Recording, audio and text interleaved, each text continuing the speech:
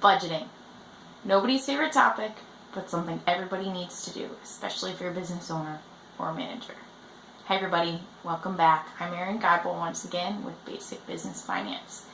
And today, yes, we're going to be talking about financial planning or budgeting. But to simplify that, all we mean is an estimate of all the expenses you'll need for a period of time to meet the sales or demands of your company. It sounds simple, and sometimes it is. The more often you do it and the more familiar with it you get, the easier it gets. It doesn't always have to be a thorn in your side or super troublesome, but it does take some time, it does take some effort. In business, budgets are usually prepared annually or reviewed monthly, or even more often as a benchmark for progress. The more you review it, the better you are, or the sooner you're going to know if you're missing your budget and need to adjust figures somewhere. Why do we keep them? I mean, everybody talks about budgets, or we hear about them, and we drill on them. Essentially, they're just as important as your personal budget. You know, they're no different. What it does is help you keep an eye on your target and eye on the prize. It lets you know what you expect and how you're meeting those expectations. In any business, in any segment of a business, you need expectations, you need a goal, and you also need benchmarks or a way to understand how you're meeting that goal, if you are or if you're not, and how much you need to adjust or not. It helps clarify communication. Budgets help to communicate with the rest of your managers or your business partners there, where you want to spend your money, where you plan to spend your money, how much money you plan to get back in. It formalizes that consistency in your numbers of your expectations and where you want the company to go.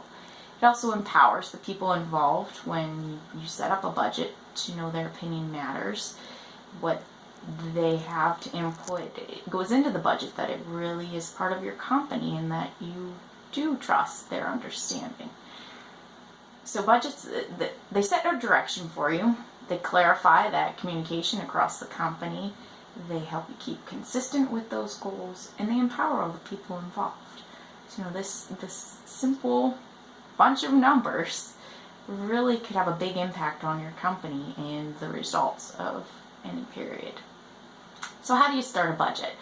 You always want to start with your sales, your revenue, what you expect to produce, the amount of money you expect to come back in. And from there, you work through all of your expenses, you could go down your income statement, all of those categories, but starting with your direct expenses, the money you are going to bring in. What does it cost you to make that money? What materials are you going to need? How much labor hours are you going to need to generate that? You want to move then into your indirect expenses, your rent, utilities, those things you're paying regardless of if you're making a product or not. So start with revenue, work through expenses. Sounds simple, right? Conceptually it is.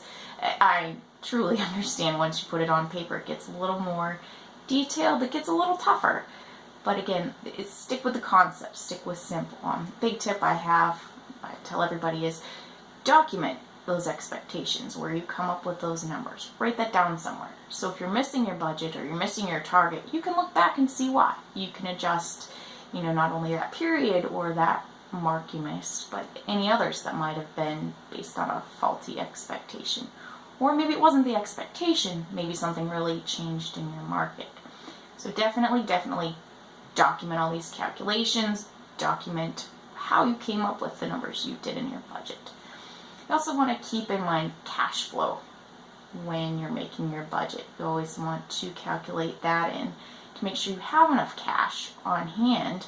It's not sitting out there in your receivables or not promised in some debt to run your business. So budgeting not only your revenue and expenses, but also keep in mind your cash. When we talk about cash, you also want to consider your capital items. Do you have any large expenses that'll be coming up soon? Any new equipment to buy? Any new real estate or property you need to invest in? Any big area where a whole bunch of cash will go out the door? You might want to look into ways to finance that in a different way, rather than just handing over cash.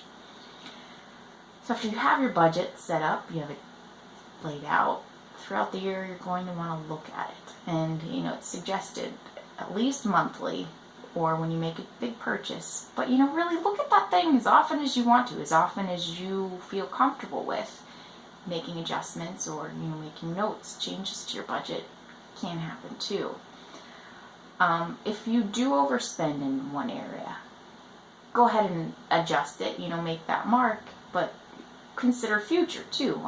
Maybe you want to underspend in another area. You can't overspend your cash. You just won't have it. You'll have to find new financing or underspend somewhere else. So when you miss your budget, don't panic. Maybe don't panic. Try not to panic and adjust for it accordingly.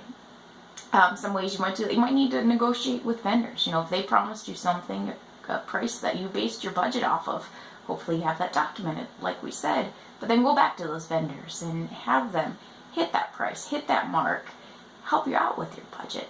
Make sure you're not overspending because somebody's overcharging you. Again, don't spend ahead of schedule. If you budgeted something for one period, make sure you spend in that period, not sooner or even later. Again, it goes back to cash flow. You need to have the cash, and if you're not spending when you intended to, you may or may not have enough to cover what you need to. Along with your review of the budget, it would be helpful to keep a report or documentation of your variances. As we said, you might need to adjust spending, but you also might want to document the differences so you can later look back and understand why you overspent. It is a big deal, and it does usually not affect just that one point in time, but future spending. So document these things. Document your changes, analyze them, record them for yourself. All the other shareholders, employees in your company that have some vested interest in this too. You document things for them so you can explain it later. So again, budgeting, nobody's favorite topic. Slightly scary, but once you get into it, and once you get going, the more you do it, the more you review it, the more you document, the better off you're going to feel about it.